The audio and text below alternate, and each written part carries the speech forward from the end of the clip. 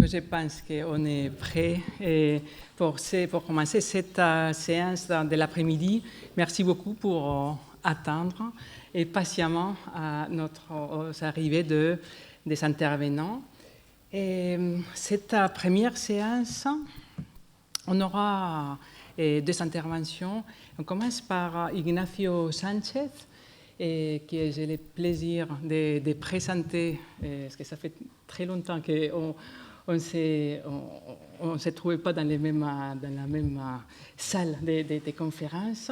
Il est chercheur Beatriz Galindo à l'Université de Castilla-La Mancha et le directeur de l'école des traducteurs de Tolède. Il a auparavant occupé des postes académiques à University of Warwick à Londres, à la Humboldt de Berlin et à l'University of Cambridge. Ses recherches portent sur l'histoire intellectuelle et culturelle du Moyen-Âge, la littérature arabe, ainsi que l'histoire de la médecine et des sciences. Il a publié de nombreux travaux dans ces domaines, notamment des éditions critiques et des traductions, et parmi lesquels l'œuvre géographique des Ikhwān al-Ṣafāঃ. Ses recherches actuelles portent sur la culture documentaire mozarabe dans les Tolède des XIIe et XIIIe siècles. Il est éditeur de la section consacrée aux sciences de la Encyclopedia of Islam, fondateur et rédacteur en chef exécutif de la revue académique Endowment Studies de Brill, ainsi que directeur éditorial exécutif de la collection Al-Andalus. Aujourd'hui, il va nous parler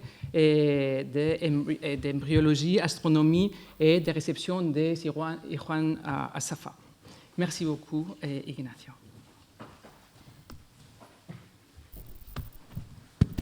Well, thank you very much, Nuria, for your introduction, and François for this kind invitation. As you can see, I'm the one speaking in English. I'm sorry about that, but my French is very bad. Later, if you want to make any questions, you can use French. It won't be a problem.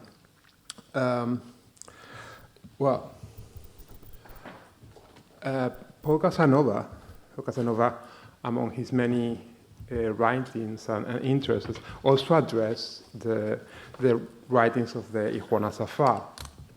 He wrote a few articles, two of them in which he clearly addresses some problems with the Ikhwān al-Ṣafāः. He is well known as the founder of the Risala Jamia, the all-encompassing epistle, which is like a summary of the Rasail. He found that, and he was the first one who made the connection with the Ikhwān al-Ṣafāः. And he also has an article, which is the second one listed here, in which he proposed a dating for the epistles of the Ikhwān al-Ṣafāः, which, probably you know that the Ikhwān al-Ṣafāः is a pen name of a group of anonymous scholars, and we don't know exactly where they lived, and nothing in the text suggests a dating. But he found in some astronomical discussions about Qiranat, about conjunctions, a possible date. He suggested that in the 11th century, which later on was rejected and refuted. But he was also in this regard, in the study of the Rasail of the Ikhwān al-Ṣafāः and their connections with the Fatimids and the Ismaili thought, he was a pioneer. So my talk is not about this specific topic, but Paul Casanova will be present in spirit because I'm going to discuss some related themes. I'm going to talk about the dating or the early dating by discussing the reception of the Ikhwān al-Ṣafāः in Al-Andalus. And I would talk, as Casanova did, about astronomy and astrology and how the Ikhwān al-Ṣafāः connect this subject with other aspects of human life.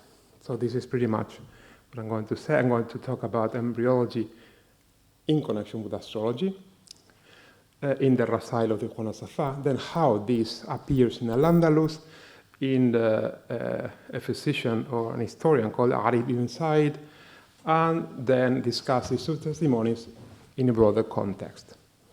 So, the Ikhwān as I mentioned before, when I talk about Casanova, the dating was a problem.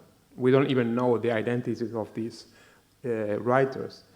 We have a testimony by At-Tawhidi when he gives some names, but still we don't know if he was right or not. They are an anonymous group of people, and they write under this pen name, Ikhwān.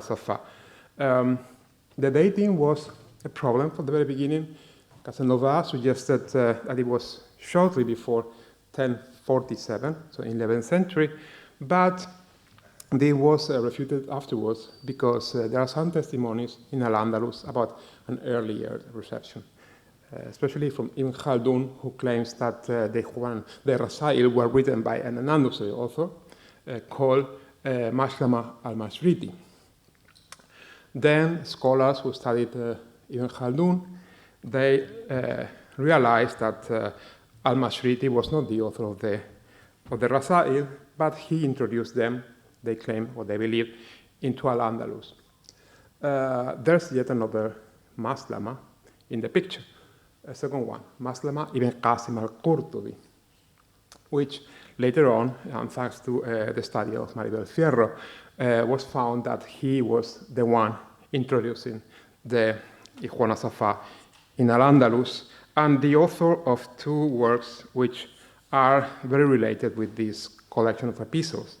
One is called the Rutbat al-Hakim, the rank of the sage. It's a work on alchemy. And the second one is called Ghayat al-Hakim, which probably you all know in the Latin name, Picatrix. Is also a chemical and esoteric work written by Maslama al-Qurtubi. So with this, the dating of the arrival of Ikhwān Rasail into Al-Andalus becomes a little bit clearer.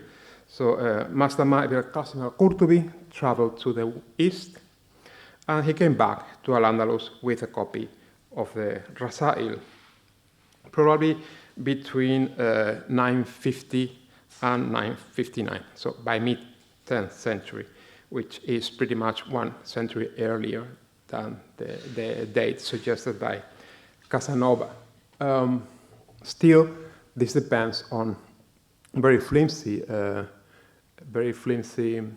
evidence, just suggestions found in the text, and two colophons of this Rutbat al-Hakim and Ghayat al-Hakim studied by Godefroy de Calatayud.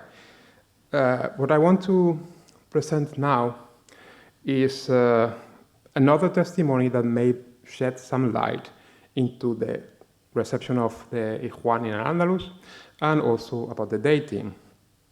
And apart from that, this broadens the context of the study of this work beyond the very narrow focus that we usually find, especially in Al-Andalus, where all the reception of the Ikhwān is focused on the Batinism, meaning the esoteric influence in the treatment of secret texts, and in notions such as Batin, Zahir, Khas wal-Am, and Taqiyya. So all the research is pretty much focused on these esoteric aspects. So I will today present another testimony that deals with embryology and astrology. So the epistle number 25 of the Rasail is a collection of 52. Epistle number 25 is part of the section on natural philosophy, the Tabi'iyat, and it's entitled "The Place Where the Drop of Semen Falls," Masqat ad-Nutfa. Is a description of the fetal development in the womb of the female and how it is related with the spheres, so the 7 planets.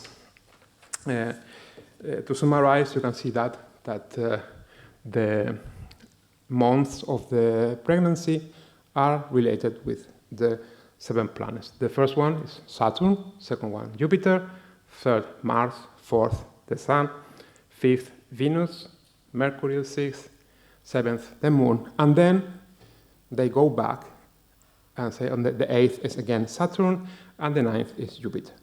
So the 9th month of the pregnancy are governed by these planets, and each of them imparts specific qualities into the developing of the fetus. This is, if you know a little bit of the Ikhwān, they claim that there's a direct relationship between the sublunar sphere and the sphere of the planets. So everything that happens in the planet sphere has an influence in the man, and the man is like a microcosmos. So there's a direct relationship between the man and the cosmos as a whole. So I'm going to summarize the description of this fetal development. It's an entire chapter, and it has several pages, so I'm just giving snippets. But in general, it says that the first month is governed by Saturn, and in this one, the heat of the sperm coagulates the menstrual blood into a clot and circle like an egg, white around the yolk. And this is all because Saturn is cold and it stabilizes this. It's important to note that the terminology used by the Ikhwān is Quranic. They use nutfa, which is the term that you find in the Quran for semen, and alaqa, this is wrong, alaqa, which is even the title of the surah, Surah al-Alaqa. The terminology used in this text and other texts I'm going to comment on is not the one that we find in medical texts. When you find texts dealing with embryology or obstetrics, they use for semen mani or ma, be it female or male, but they don't use nutfa and they don't use alaqa. So it's important to know that this is Quranic terminology. The second month is governed by Jupiter, and in this one, heat generates within the clot, and waters mix, humors blend, and tembril and digestion in this mix begins. Month 3, it's governed by Mars. Intense heat transforms the clot into a red lump of flesh. They use the term murda, which is also a Quranic term. It appears in the Surah al-Alaq. And in this third month, the consolidation of the fetus continues. Month 4 is governed by the sun. In this one, the sun, they say, breathes into the embryo, the spirit of life. So the animal soul penetrates the structure. Bones, joints, nerves, and arteries become visible, and this is a critical phase because animal ensoulment takes place. Then, month 5, Venus is the planet governing this. The structure is perfected, and then eyes, nostrils, mouth, and ears become formed, and joints differentiate, and sexual characteristics appear. In this month is one, they discuss also the sex of the embryo according to the position, which is something that you find in other texts. Then month 6, governed by Mercury. In this one, the fetus awakens to movement and sensation. It kicks, stretches, breathes, and it becomes aware of the narrowness of the space.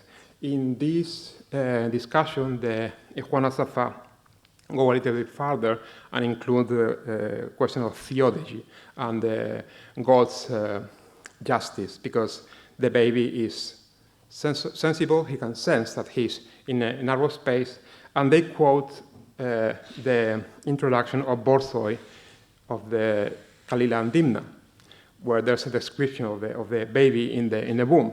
So they quote that, but they claim that the baby doesn't feel pain and he doesn't feel the narrowness. It's very interesting, this section. Then month 7 is governed by the moon. The growing continues, and the body strengthens and hardens. Month 8, which is a critical one, because it goes after the cycle of the 7 planets, goes back to Saturn, which is a dangerous planet, and if a baby is born in this month, it's very difficult that he lives. So 8 months is the critical one for the Ikhwān. If the baby is born with 7 months, has more chances according to them. And then finally, month 9 is Jupiter.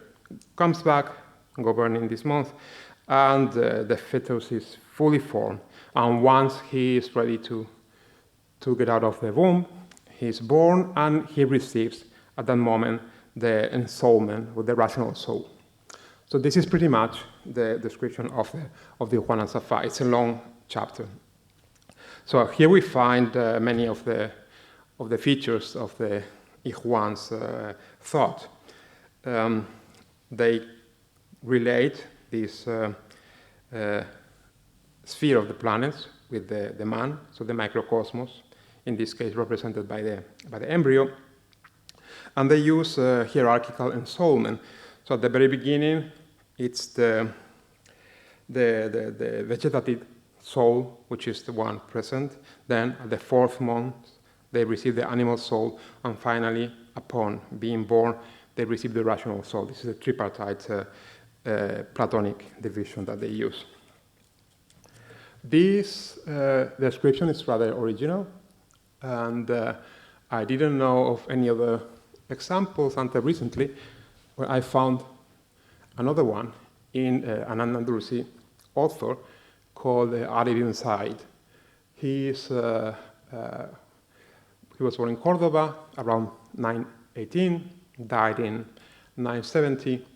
He was influential politically, and as an intellectual, he wrote history. He worked on astronomical and meteorological works, and he also is the author of this text I'm going to discuss. It's a text on embryology and the treatment of the pregnant women, and it's called Khalq al-Janin wa Tadbir al-Habala wal-Mawludin. In this text, we find a similar description that he doesn't present as his own. He distances himself from that, saying that this is what those who believe in astrology and the governance of the planet say. So he attributes it to other people. But you can see it's very similar. The wording is not the same, but the structure is almost identical. So the first month is Saturn, which is a cold, dry, and corrupted planet, and semen remains congealed without sensation of movement. He uses also Quranic terminology for semen, nutfa.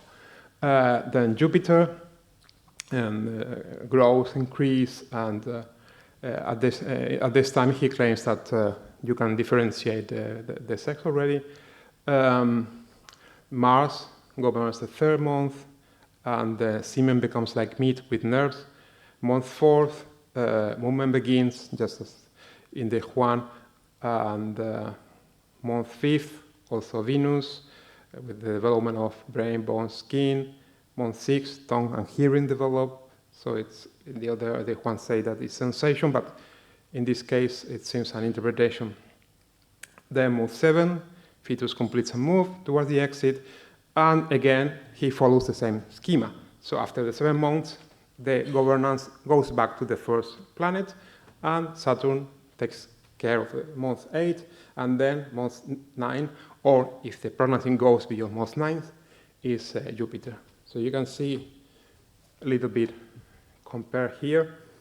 So it's important to know that the wording is not the same, and in some aspects they may differ, but the structure is similar, the stages are similar, and they both use Quranic terminology, which is important.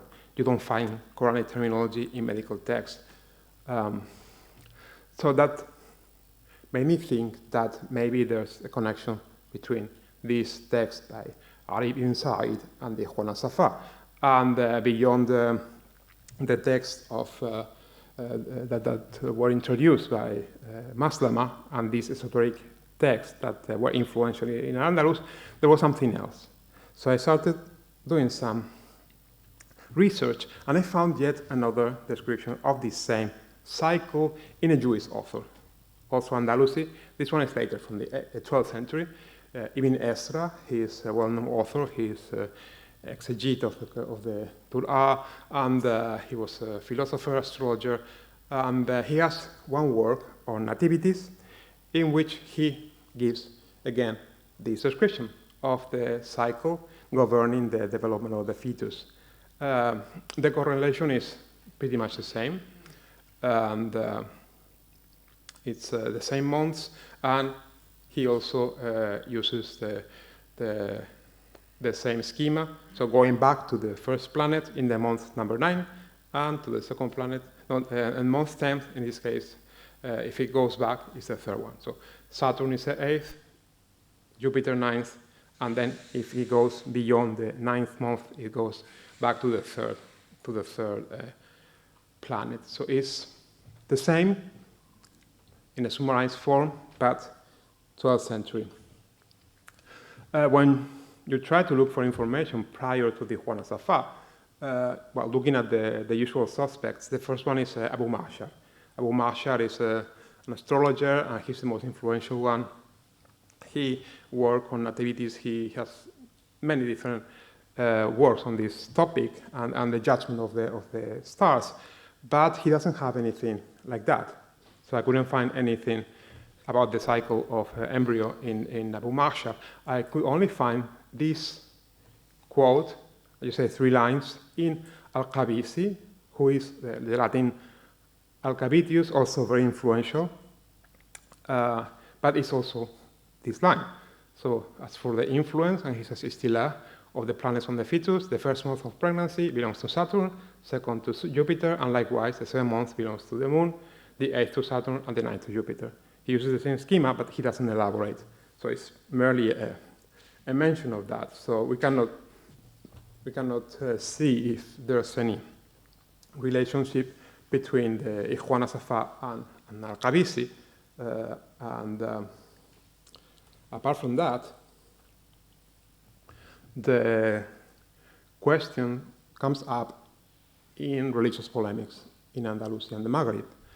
These are later polemics in the 12th century, already late of the Almoravid and beginning of the Almohad period. I have not been able to find previous references to this cycle, but they're also interesting to understand the context of this theory. So the first one is from a Maliki scholar from Al-Andalus, Abu Bakr ibn al-Arabi. He is known as a polemicist and a rigorist, very radical, and he's author of the famous Quranic legal commentary, one of the first ones. So it's about the legal rulings that you can extract from the Quran. And when discussing the Maliki theory of the sleeping baby, so there's a theory that the baby may stay in the womb beyond the 9 months if God wants so, he can be sleeping. So when discussing this theory, he has this quote saying, "Some of the lazy Malikis have reported that the maximum duration of pregnancy is 9 months, and this was never uttered except by deranged people, namely natural philosophers, al-Tabi'iyun, who claim that the 7 planets govern the fetus in the womb, each taking care of 1 month." He clearly refers to this theory, and then even he makes fun about this, the going back to the first planet after the 7 months. So why, after the completion of the cycle, should he return back to Saturn rather than to another? So he clearly is referring to this theory, and he calls the author of, or those who support this theory, Tabi'iyun, so natural philosophers. The second example is also a famous scholar, Al-Qadi Iyad, who lived also in the same period on the Almohad rule, and this appears in a very famous tafsir, hadith commentary. So Ikmal al-Mu'allim bi Fawaid Muslim is a commentary of the Sahih of Muslim, and this is a more succinct reference, but in this case, he's referring to a hadith on the al-Qadar. There's a hadith saying that after 40 days, well, depending on the version, an angel comes and he touches the fetus and he decides whether he will be successful or not, or he will be a good Muslim or not.